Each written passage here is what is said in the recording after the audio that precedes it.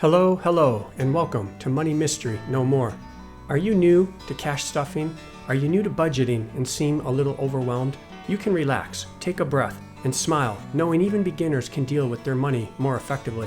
You can keep more of your hard-earned dollars, and as we discuss cash stuffing, you will see how. To really benefit and get the most out of this video, listen for the key ideas and practices of cash stuffing, and you will soon learn why it makes sense by keeping it simple. It's awesome, and remember, hit that subscribe button to keep getting the latest and greatest information. Okay, let's remove the mystery. You may have heard of the cash system, already do it, or have practiced it in the past. In fact, lots of people do it without really knowing it. They just go around and pay cash for everything. Using literal cash or their debit card, the cash system means you only pay cash for things. So if you don't have the money, you don't buy the thing. Unlike the cash system, but similar in nature, is cash stuffing. You still use cash as the only way of paying for your expenses, but in a more disciplined and intentional manner. Surprisingly, you may have already heard of cash stuffing by older known names like cash envelope system, envelope budgeting, or just the envelope system. Those cash stuffing names have been around a long time as an old classic budgeting method. This common and effective method starts with getting your income or source of money into your hands as cash. You then account for every single dollar through a budgeting method using envelopes. Cash stuffing involves figuring out the different categories that you spend money on, then putting a set amount, a budgeted amount, of cash into one envelope per category. Then use that envelope of cash to pay for those expenses. Avoiding credit card use is a high priority with this budgeting technique. Easy swiping to buy things and the immediate impact of those accumulating charges is often overlooked until the bill arrives at the end of the month. Then it's a big sticker shock. You want to avoid challenges of inflation, interest, and fees. Plus, you want a simple way to keep track of your money coming in and money going out. You want to control your cost. Whether you use cash stuffing weekly or monthly, you will find that it forces you to not spend more than you have placed in the envelope. Piggy banks are similar. As a child, your money was controlled when you put money into the piggy bank and clearly saw when you took money out. It was very real. Cash stuffing is just as effective because having cash in your hand is very different than just seeing it on a screen. It's quite tangible and makes you aware of exactly where each physical dollar is going. Which brings us to budgeting. Because cash stuffing is a budgeting technique, you'll want to understand budgeting. I've always looked at the concept of a budget as a way to keep more of my money. Running out of money at the end of the week or at the end of the month was such a bummer. Budgeting can help avoid that. Wrapping your head around this is important because it's sort of the foundation to make cash stuffing work for you. The word budget, if searched, will provide you lots of definitions. Just check out what NerdWallet states. A budget is a monthly or annual plan that documents your income, tracks your expenses, and leaves room for financial goals. A shorter meaning by Wikipedia says a budget is a calculation plan, usually but not always financial, for a defined period, often 1 year or a month. Regardless of where you get your definition and meaning, they all boil down to about the same thing. In simple terms, a budget is a plan. When you implement a budget, you are budgeting. So in our conversation, your cash stuffing budgeting plan is about money. It's about your money, how to use it, spend it, and how to end up with more. You accomplish this with intention so it becomes a habit. Taking control of your finances and your money should lower stress in your life by having your money accounted for and organized, and just maybe start the path towards a more fulfilling financial future. Obviously, cash stuffing will work very well if you include the reality of needs versus wants. Another mental process to develop with budgeting, breaking down your needs or wants, helps level set the goals. Needs are things like groceries, gas for your vehicle, rent or mortgage, water, heat, transportation, childcare, and even the minimum payment required for any loan or credit card you have. On the other hand are wants. These are like, well, let's just say stuff you want. You don't need them because they won't help keep your life together. They are really more convenient things if you decide your life is fine without them.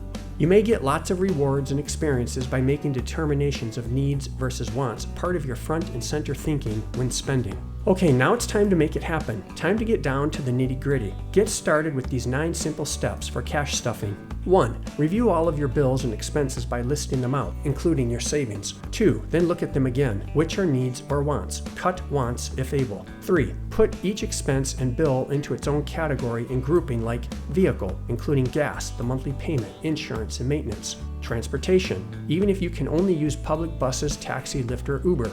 Grocery, personal care. This is a big expense and includes necessary supplements and vitamins. Household. This factors utilities, appliances, and insurance. Pet care, because our Furbies truly are a need. Savings. Hopefully 10% goes to your savings account and retirement accounts like a Roth IRA. Remember to budget for you. Some sort of fun. It's going to happen, and when you have a winning week or month, you deserve that well-earned break. Let's go to the fourth step. Decide on the amount you'll spend for each category. This is your budget. 5. Label your envelopes, one category per envelope. 6. Get those dollar bills into your hand. Most people use 10s and 20s to easier allocate. 7. Put that cash into those envelopes. Do your cash stuffing. 8. Spend that cash in the envelopes on your bills when it's time. And finally, 9. You end the month with $0 in the envelopes, or if done real well, you could have a little left over to carry into the new month.